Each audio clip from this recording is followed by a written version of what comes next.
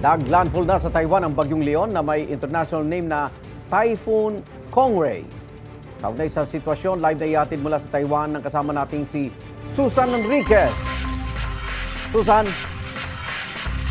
Yes, Igan, magandang umaga. At kahapon po ay bumiyahe tayo from Taichung. Bumiyahe tayo sa Taipei City. At kahapon, mga bandang alas 12 pa lamang po ng ay ramdam na yung malakas ng hangin. Habang kami papunta dito sa Taipei City at nagkaroon na po ng announcement ng suspension of the access at suspension sa lahat ng mga government offices. So kahapon sarado yung marami mga establishmento, marami din mga siyempre sarado ang lahat ng mga government offices, yung mga kababayan natin, yung mga Pilipino natin na nandito sa Taiwan para sa kanilang mga pamamasyal, mga tour packages na ina-avail nila para makaikot sana dito.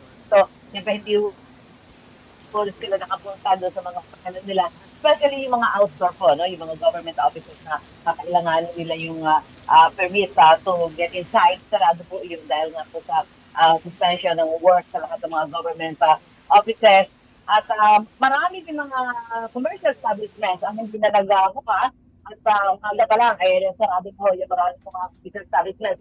Tapos kagabi, on our way dito sa Taipei City, mga bandang alas 6 pa lang ng gabi, wala na, pati ho yung mga restaurant dito, yung mga kainan, sarado na rin po, maliban doon sa na lamang convenience store na pinupuntahan para makabili ng pagkain yung ating mga kababayan, mga OFW.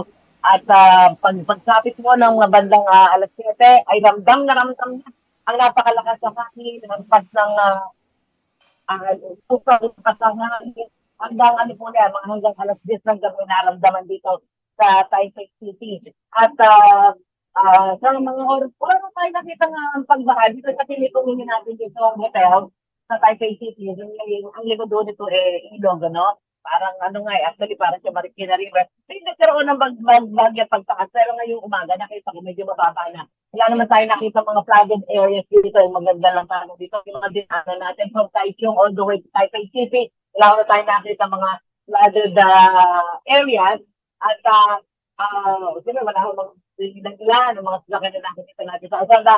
Wala rin tayo nakikita mga tao. Siyempre, siguro nasa labo ng kanilang mga tanganan to make sure na magiging ligtas sila sa pag-landfall nitong yung super typhoon na si Kongray na nararamdaman nga ang lakas din dito sa bahagi ko ng Taipei City. Sa ngayon, Ligan, ay back to normal na. May mga nasa lubong na tayo mga estudyante. May nakita lang tayo mga papasok sa kanilang mga trabaho.